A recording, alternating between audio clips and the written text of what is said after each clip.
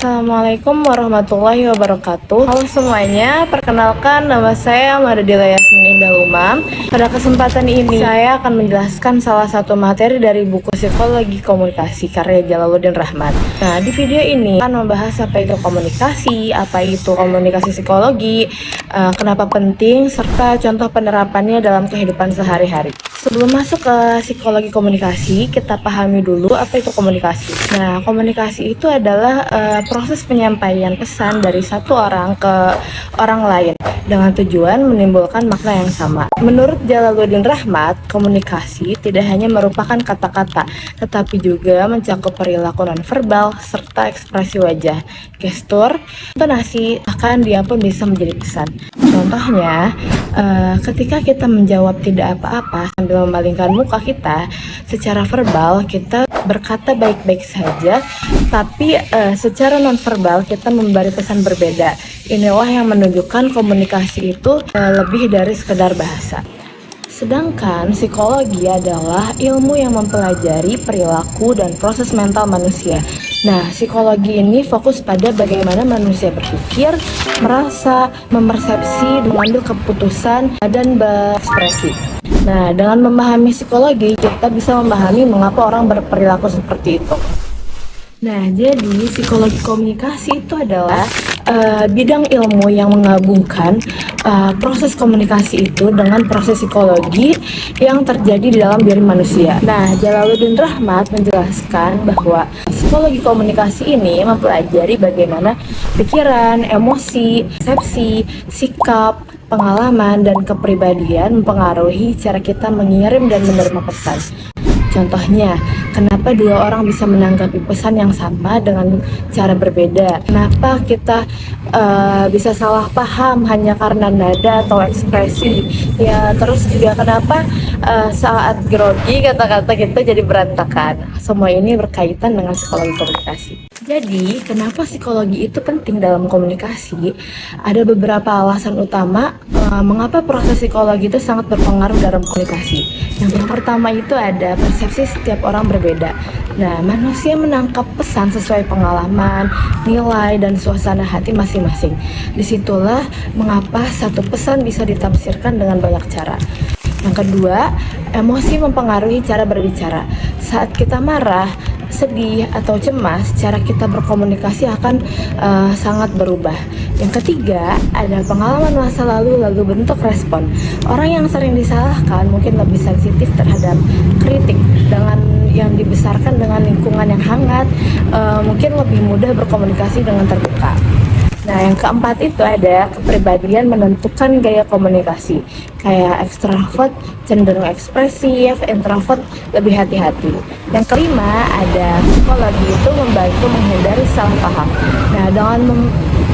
Dengan memahami proses mental manusia, kita bisa meminimalkan konflik dan meningkatkan efektivitas komunikasi. Yang keenam, unsur-unsur psikologi dalam komunikasi.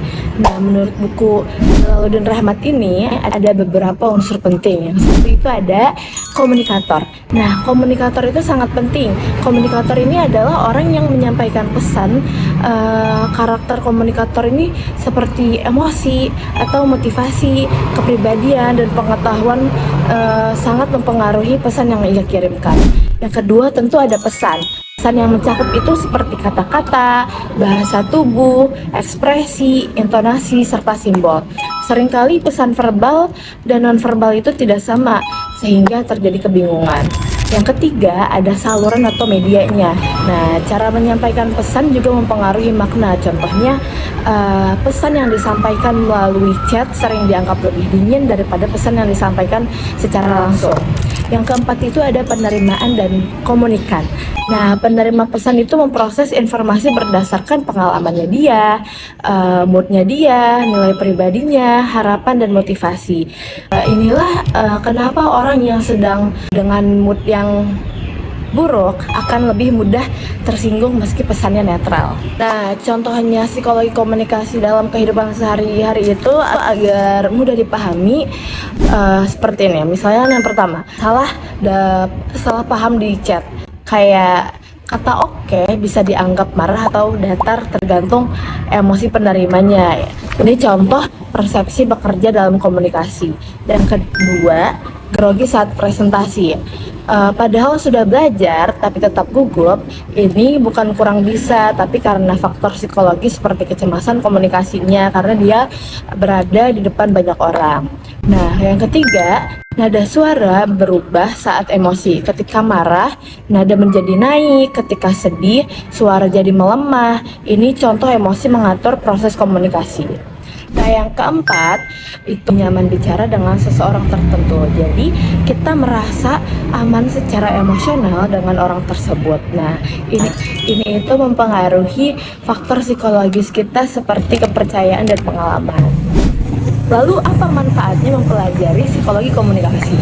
Nah, dengan memahami psikologi komunikasi, kita akan lebih peka terhadap perbedaan persepsi, terus kita juga lebih mampu mengendalikan emosi saat berbicara, kita juga menghindari konflik dengan salah paham, bisa menyampaikan pesan lebih efektif, lalu bisa lebih mudah memahami orang lain, mampu menyesuaikan gaya komunikasi kita dengan lawan bicara kita dan situasinya. Nah, pada akhirnya psikologi komunikasi ini membantu kita berhubungan lebih baik dengan orang lain. Baik, demikian penjelasan saya mengenai psikologi komunikasi. Semoga penjelasan ini bermanfaat dan dapat memberikan gambaran tentang bagaimana proses psikologis manusia sangat mempengaruhi cara kita berkomunikasi. Terima kasih sudah menonton. Wassalamualaikum warahmatullahi wabarakatuh.